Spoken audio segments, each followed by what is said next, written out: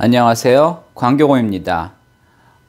최근에 이제 대부분의 규제들이 해제가 됐습니다. 그래서 이제 아파트, 오피스텔, 테라스 하우스 이런 것들도 다 이제 전매가 가능하게 됐는데, 지난 2년 사이에 세상이 완전히 바뀌었습니다. 2020년, 21년에는 그냥 분양만 하면 비싸도 이제 다 분양이 됐는데, 지금은 분양은 물론이고 일반 매매도 안 되고 전월세도 그렇게 사실 거래가 많지 않습니다. 이게 사실은 어느 정도 이제 예상은 됐던 건데 문재인 정부랑 이제 윤석열 정부랑 이제 부동산 정책이 확실히 달라졌죠. 근데 어느 정도 이제 예상은 됐던 건데 거기에 이제 우크라이나 전쟁까지 발생하면서 전쟁으로 인해 물가가 오르면서 이제 금리도 많이 오르면서 완전히 세상이 바뀌었습니다. 그래서 전쟁을 예상할 수는 없었습니다. 설마 전쟁 나겠어 이렇게 생각을 했었는데 하여튼 원래부터 이제 부동산은 조정 가능성이 있었는데 거기에 우크라이나 전쟁이 나면서 완전히 세상이 바뀌었죠. 그래서 지금 사실은 영끌하신 뿐만이 아니라 사실은 이제 분양받으신 분들도 굉장히 고민이 많을 겁니다.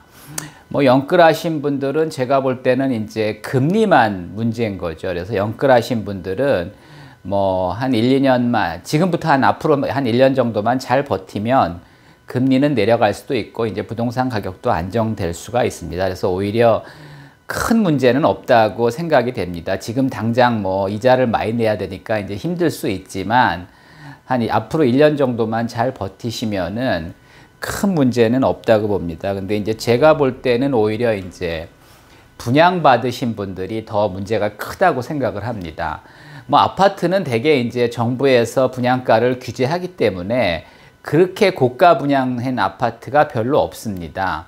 조금 비쌀 수는 있지만 그 정도야 감수하셔야죠. 근데 이제 2021년에 테라스 하우스인데 이제 도생으로 허가를 받으면서 분양가 규제가 없이 아주 비싸게 분양된 테라스 하우스들이 있습니다. 판교에도 있고 수원에도 있고 동탄에도 있습니다. 근데 이런 것들이 분양가가 굉장히 높았죠. 그래서 지금 입장에서 보면은 사실은 마이너스 P가 이제 불가피한 그런 상황입니다. 그리고 이제 오피스텔도 이제 규제가 없죠. 그래서 이제 시행사들이 자유롭게 이제 가격을 측정하다 보니까 20년, 21년에 이제 분양한 것들은 분양가가 굉장히 비싼 것들이 있었습니다. 특히 이제 아파트 값이 폭등하니까 이제 아파트를 대신할 수 있는 아파텔이 많이 분양을 했죠. 원룸형 오피스텔은 그렇게 비싸게 분양된 게 많지는 않은데 하여튼 이 아파텔이 결국은 아파트랑 똑같다고 이제 광고를 하면서 비싸게 팔았던 거죠. 이것도 하여튼 경기 남부에도 많습니다. 하여튼 동탄에도 이제 9억에 분양한 게 있고 파주 운정에도 거의 9억에 분양한 게 있고 과천에는 전용 면적 84제곱미터 오피스텔을 16억에 분양한 것도 있습니다. 또 이제 생활형 숙박시설도 이거 이제 주택수에 포함 안 된다 그러고 이제 규제가 없다 그래서 또 이제 분양받으신 분들이 있었고 경쟁률 수천 대 1 간 적도 있는데 지금은 이제 여러 가지 또 이제 규제가 생겼고 숙박업 등록을 하라 이제 이런 것들이 나오면서 주거용으로 사용하면 안 된다 그러면서 이제 여러 가지 문제들을 지금 일으키고 있습니다. 하여튼 어쨌든지 간에 이거를 이제 분양받으신 분들은 해결을 해야 되는데 자금이 있고 실거주 목적이라면 문제는 없습니다. 좀 비싸게 샀지만 어쩔 수 없는 거죠. 항상 싸게만 살 수 있는 건 아니죠. 물건이 비쌀 땐 비싸게 살 수밖에 없는 거고 하여튼 평가손이 나겠지만은 하여튼 당장 실현되는 건 아니기 때문에 문제 없다고 봅니다.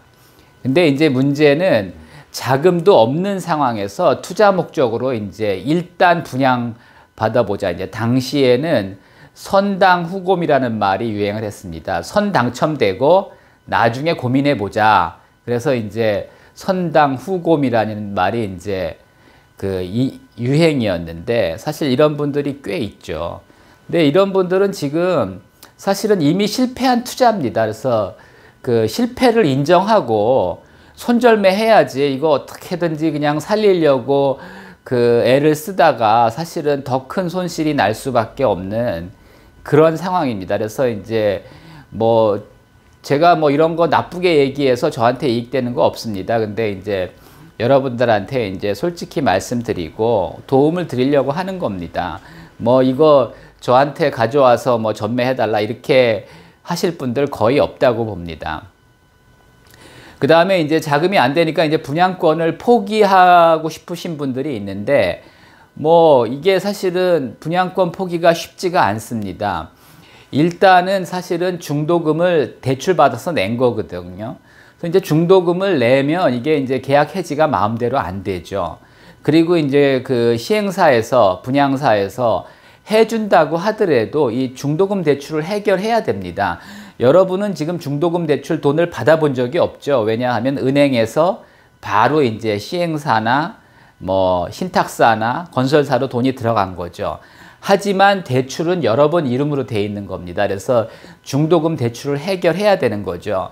여기 뭐 유이자건 무이자건. 그래서 이제 오피스텔 같은 경우는 대개 이제 무이자 대출을 많이 해주는데 사실은 그게 함정인 거죠. 뭐 잘 팔릴 것 같은 거를 왜 무이자 대출을 해주겠습니까? 잘 안 팔리니까 이제 무이자 대출을 해준 건데 어쨌든지 간에 여러분들이 분양권을 포기하려면 이제 중도금 대출을 해결해야 되는데 해결 방법이 없습니다. 뭐 이거 중도금 상환할 정도의 능력이 있다면은 포기할 이유도 없는 거죠.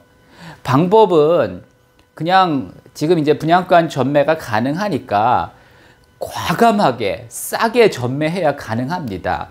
거의 계약금 포기해야 될 그런 수준으로 이제 전매를 해야 되는 거고 어떤 경우에는 웃돈 줘서 그 전매를 해야 되는 그런 상황입니다. 근데 이제 대부분의 이제 뭐 네이버에 이런 거 매물들 지금 올라와 있는 것들 보면 뭐 마이너스 P, 가격 조정 가능, 마이너스 500, 마이너스 1000, 마이너스 500이나 마이너스 1000에 이거 안 팔립니다. 마이너스 1억 제시해도 팔릴지 안 팔릴지 모릅니다. 그래서 여러분들이 아니 뭐 저는 강요하지 않습니다. 근데 이제 제 생각을 말씀드리는 건데 터무니없이 비싸게 그 분양된 테라스 하우스, 오피스텔, 생활형 숙박시설을 가지고 계신 분들은 잘 생각해 보시고 이거 과감하게 던져야 됩니다. 과감하게 던지지 않으면 사실은 이거 해결 방법이 거의 없고요. 결국 뭐 나중에 신용불량자까지 될 수가 있습니다. 투자는 뭐 성공하면 좋지만 항상 실패할 수도 있는 겁니다.